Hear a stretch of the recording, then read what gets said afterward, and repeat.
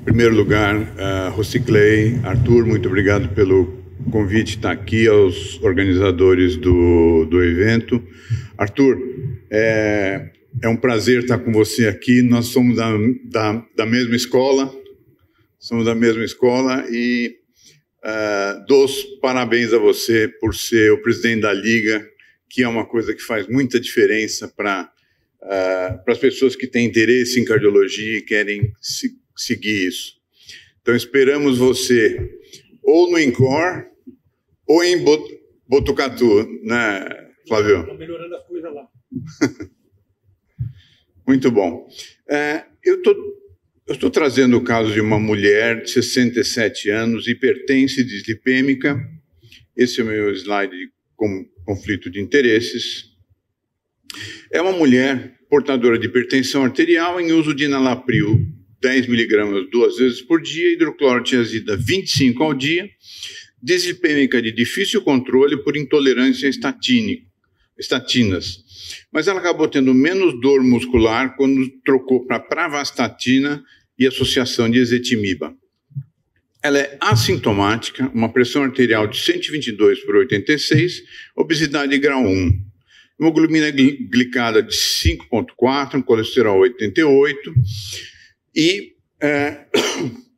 para controle do peso, o que foi prescrito, além do que ela tomava, foi semaglutida subcutâneo uma vez por semana. Solicitado laboratório, um ecocardiograma e depois a complementação seria feita com esses resultados. Ela volta depois de 3 semanas com boa tolerância à semaglutida, assintomática, perdeu quase 3 quilos, caiu a hemoglobina glicada, perfil de colesterol bem próximo do que devia estar, uma taxa de filtração glomerular ok, o restante dos exames normais, perfil de tireoide, hemoglobina, etc. Urina 1, por exemplo. Só que ela trouxe esse ecocardiograma, um ventrículo esquerdo de 53/48, normal é acima de 50, e uma fração de ejeção de 39%, normal da fração de ejeção acima de 50% ou 55%. Um aumento moderado de átrio esquerdo, septo de 10, parede posterior de 8 e uma hipocinesia difusa sem nenhuma alteração de válvulas. Então, está aqui a primeira pergunta para vocês. Nós estamos frente a uma paciente com disfunção ventricular assintomática, mas diagnosticamos que ela tem disfunção ventricular. E aí, o que a gente deve prescrever para um paciente com disfunção ventricular assintomática? Um IECA ou um BRA, espironolactona, um ISGLT2, EMPA ou dapagliflozina e furosemida, um IECA ou BRA, um beta-bloqueador, espironolactona e furosemida, ou IECA ou BRA e um beta-bloqueador. Vocês têm 1 hora para resposta.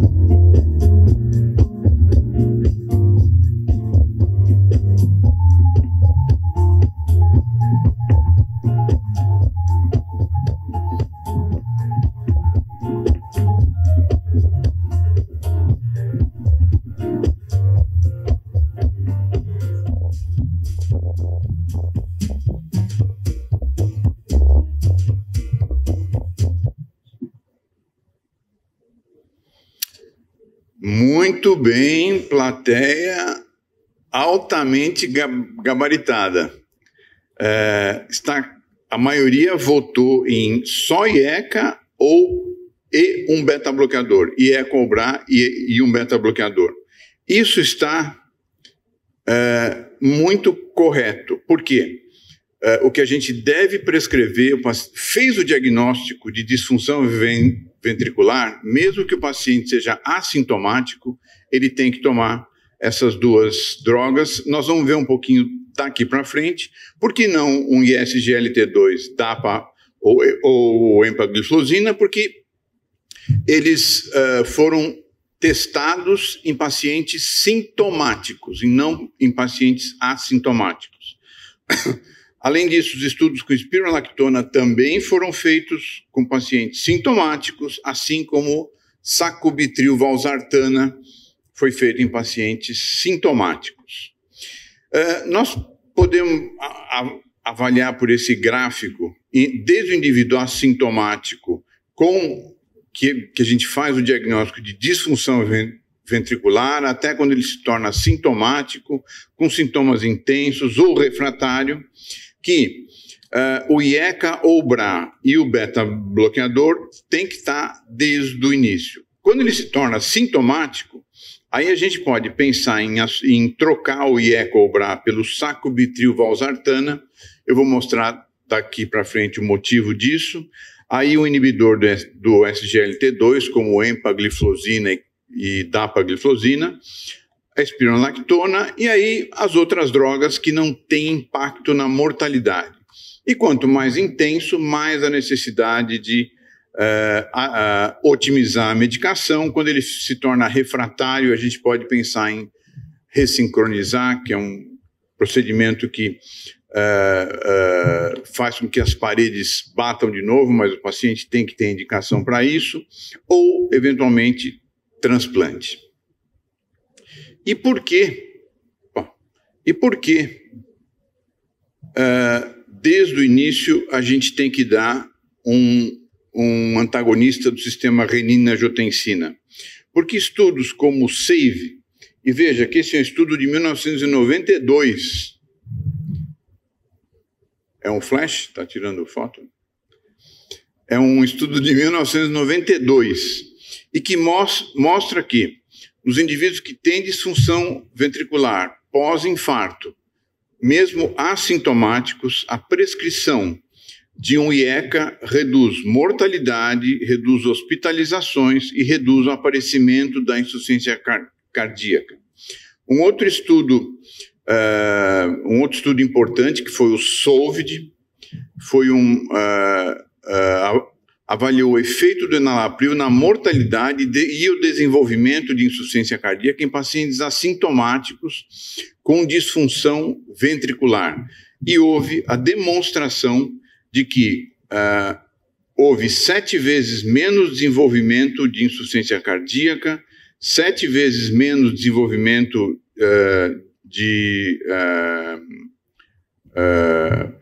perdão, falando errado. Houve 37% menos, redução de hospitalização, redução de hospitalizações múltiplas e 30% de morte ou desenvolvimento de insuficiência cardíaca. E as curvas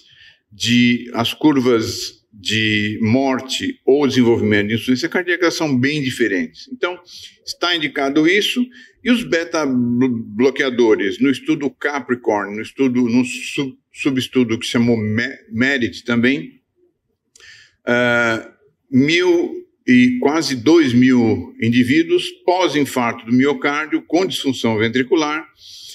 Eles tinham que estar com infarto há menos de 21 dias, tinham que estar em uso de IECA e com ou sem insuficiência cardíaca.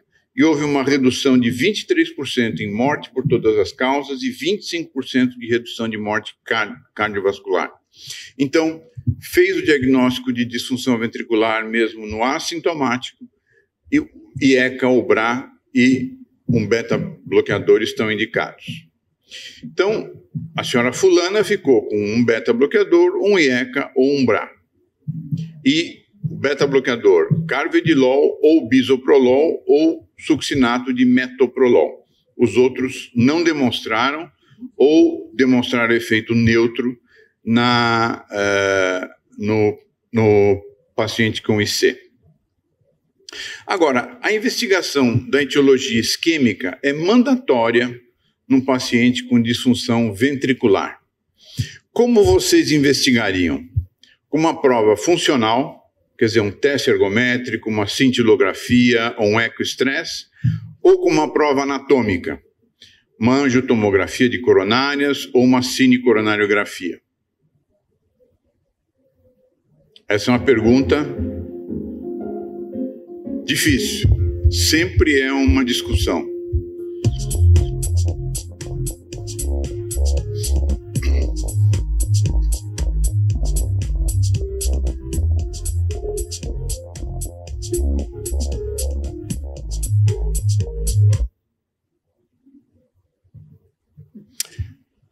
Prova funcional. Muito bem e muito mal. Hoje nós preferimos que haja uma investigação anatômica. Por quê? As provas funcionais estão sujeitas a falsos negativos. Então, um teste ergométrico pode ter um falso negativo, especialmente um paciente com disfunção ventricular pode não conseguir atingir os níveis que a gente quer. E mesmo uma cintilografia pode haver um balanceamento. Então, a etiologia isquêmica é importante, a gente tem que investigar, mas a gente prefere, sim, uma prova anatômica. Então, uma angiotomografia, ou se não tiver uma angiotomografia, um CAT é importante. Hoje em dia, está muito em discussão se revascularizar um paciente ou não revascularizar. Parece dar na mesma, mas nós precisamos de mais debates sobre isso, né? Então, a prova anatômica é fundamental. E a angiotomografia mostrou coronárias sem lesões obstrutivas, score de cálcio de 34, o beta-bloqueador que foi escolhido foi o bisoprolol, que foi titulado para 10 miligramas, que é a dose-alvo, e mantido enalapril 10 miligramas 2 vezes, mantido semaglutida também, 1 miligrama por semana, e ela continuou perdendo peso. E sumiu no consultório. Engraçado, pacientes não fazem isso, né? Depois de 2 anos, ela volta dizendo que está com dispneia progressiva, até pequenos esforços, alguns episódios de dispneia paroxística noturna há 3 meses, e vem fazendo uso irregular de medicação. Só toma enalapril 10 miligramas uma vez, e bisoprolol de vez em quando. Quando ela sente que o coração acelera, ela toma o bisoprolol. Como todos os pacientes, ela fala, não, doutor, eu percebo quando eu preciso tomar o remédio, aí eu tomo. E no exame físico, sinais de congestão, estase jugular, estertores, fígado aumentado e edema de membros. Uma PA de 128/76, frequência cardíaca de 88 e ganhou 7 quilos. Taxa de filtração glomerular caiu e com uma creatina de 1,33. Ela tinha 67, hoje tem 41 de taxa de filtração glomerular. E o eco que ela traz agora, o ventrículo esquerdo aumentou a dilatação, caiu a fração de ejeção, dilatou mais o átrio esquerdo, adelgaçou mais as paredes e continua com uma hipocinesia difusa. Então eu tenho agora mais uma pergunta para vocês. Como nós devemos tratar essa mulher?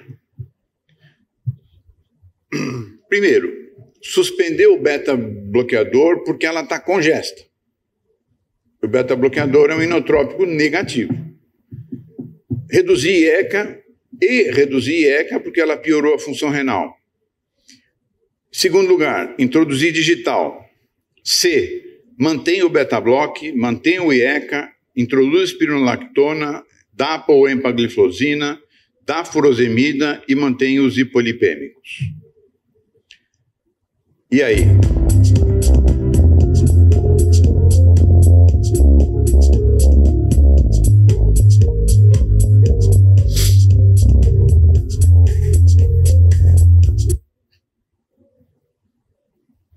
Muito bem, agora estão de parabéns. Muito bem, podemos parar por aqui. Vocês estão de parabéns. Exatamente isso que tem que fazer. No retorno, ela voltou sem sinais de congestão, pressão arterial ok, A taxa de filtração glomerular não melhorou, só de potássio normais, mas isso aqui vai melhorar com o passar do tempo. Vai melhorar com o passar do tempo. Isso pode ter sido, inclusive, pela introdução do ISGLT2, que piora um pouquinho a função renal inicialmente. Muito bom. Como tratar agora? A função renal se manteve ruim, né? Vamos suspender o IECA, introduzir hidralazina e nitrato? Vamos avaliar trocar o IECA por Umbrá? Vamos avaliar trocar o IECA por sacubitril valsartan? O que vocês acham? Opa!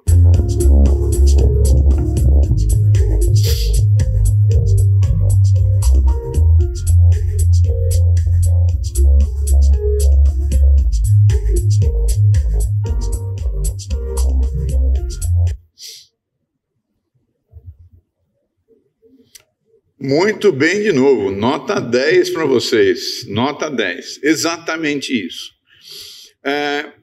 Mostrando um pouquinho, os beta-bloqueadores são importantes na insuficiência cardíaca sintomática, porque eles mostraram uma redução, o bisoprolol, metoprolol, carvedilol, mostraram uma redução de 35% na mortalidade, ou uma melhora de 35% na sobrevida desses indivíduos. A espironolactona, e aqui eu estou trazendo o estudo ênfases, que eram pacientes com sintomas discretos, mostrou em relação ao placebo, o eplerenone, um análogo da espironolactona, 37% menos hospitalização e 24% menos morte por todas as causas.